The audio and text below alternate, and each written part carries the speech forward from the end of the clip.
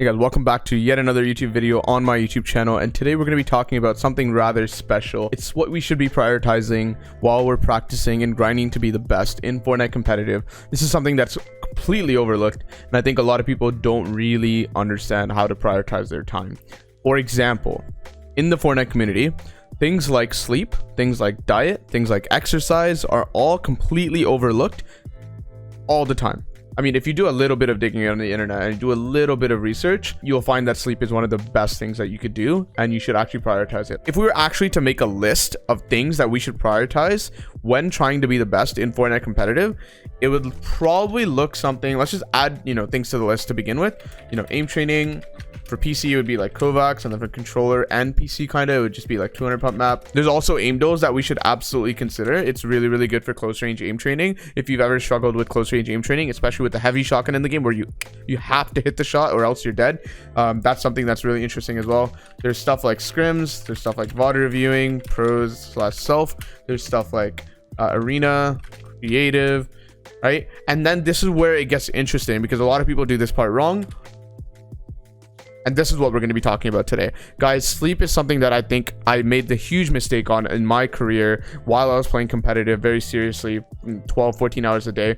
That came to a detriment. I prioritized 1 or 2 extra hours of practice versus getting the sleep that I needed, even though I've done enough that day. For example, in 2019, while I was in college, I got a co-op job, which is essentially where you take a break from college and you go work full-time at a tech company. I'm in engineering, right? So then that makes sense for me to go work at a tech company. So I worked there full-time, 40 hours a week.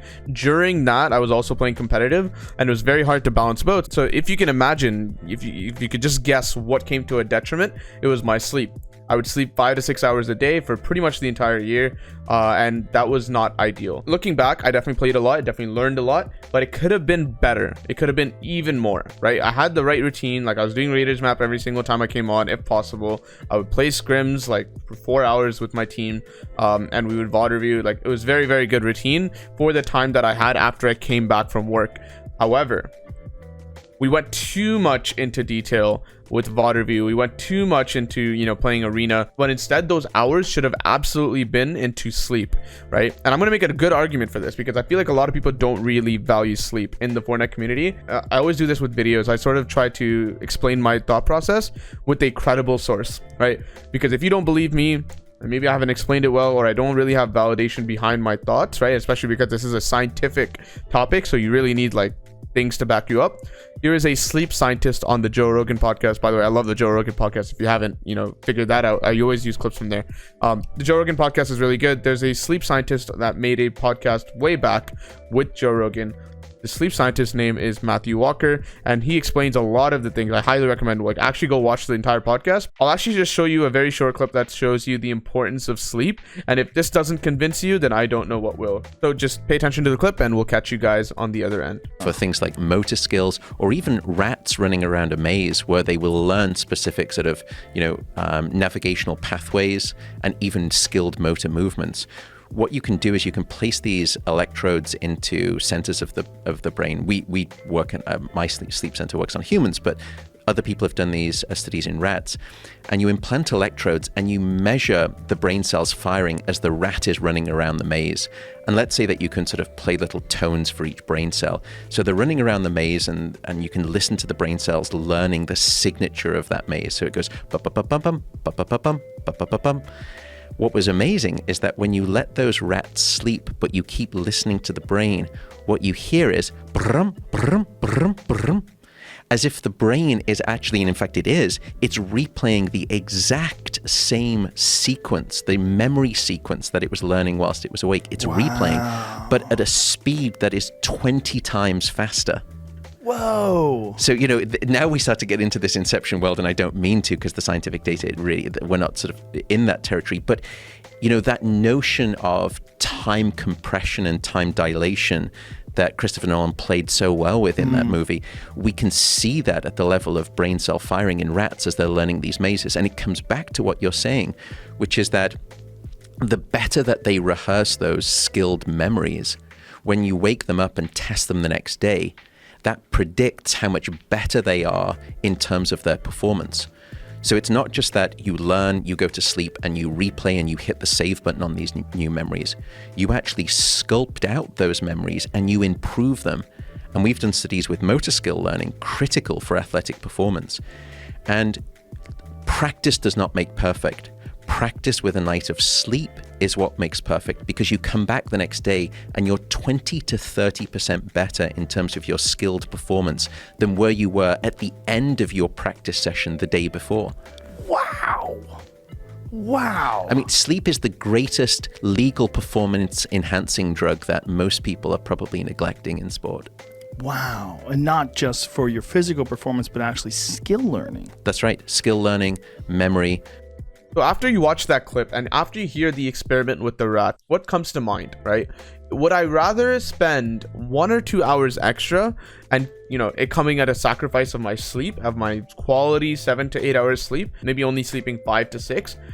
I don't think that's a good idea. I actually think that it's more beneficial for me to actually sleep 7 or 8 hours. Let's just say 7 or something, 7.5, whatever, right? Whatever the nice number might be, it's different for each person. Matthew Walker actually says 7 to 9 hours is a really, really strong, area to sort of be in. Anything under 7 hours, they can see a difference in your brain chemicals, indicating the fact that you actually have a detriment from the lack of sleep. They could see it, right? And that's something that's very important to understand. Some people say, oh, I only need 6 hours. But when you're competing in something like Fortnite, one thing to really understand, it's relative, right? Competition is relative. It's not like you need perfection in all of your skills. Actually, to place number 1, you just need to be better than everyone else. Now, accepting that and really understanding what I just said, right? You just need to be better than everyone else. You don't need to be perfect. If we think about the Fortnite community, people that sleep at 6 a.m., wake up at 2 p.m. late for FNCS, they always wake up late. They always try to, play the tournaments last minute. What is the number one thing that you could do to separate yourself, to differentiate yourself from the competition, from 90% of the competition in this community? You need to sleep properly, right? And this clip that we just watched should absolutely convince you. And if it hasn't, here's another clip talking about the effects and the feeling. This is something obvious, but hopefully you hear it from Joe Rogan himself. How does he feel on 4 hours compared to maybe 9 hours of sleep? And it is a world of difference. And let's just hear him out here, and I'll think you guys will enjoy this clip as well. Now, how many hours of sleep should you get? Somewhere between, somewhere between 7 to 9 hours. Once you get below 7 hours of sleep, we can measure objective impairments in your brain and your body. I can show that in the last 2 days. And I can show it because I basically did the same workout 2 days in a row. The day before, I had flown back from Boston, very tired. Hung out with my kids all day, went to get some sleep, but then I had to do some stuff at like 2 o'clock in the morning. And I just never really got good sleep. And then my youngest daughter got up at 5. She was crying. And then eventually my alarm went off at 8. So my sleep was like 3-4 hours. It was all screwy. And the night before it was even less because I had flown and I had to get up early for the flight, and I tried to sleep on the plane, and I went running and I felt like dog shit. Yeah. And then during the day I felt like dog shit. I just didn't have, as I was running, I just didn't have any extra gear. I was like, ugh. I did it. I pushed through it, but then it was over. I was like, oh. Well, last night I slept 7.5 hours. Woke up today, lifted weights, ran, felt great, feel great now. Like 2 days in difference. I mean, that's the difference. The difference is one day I got real sleep, one day I didn't. I did the exact same thing, even more today. I lifted weights today as well, and I just feel great. So I could see it physiologically in the difference in my performance in 24 hours.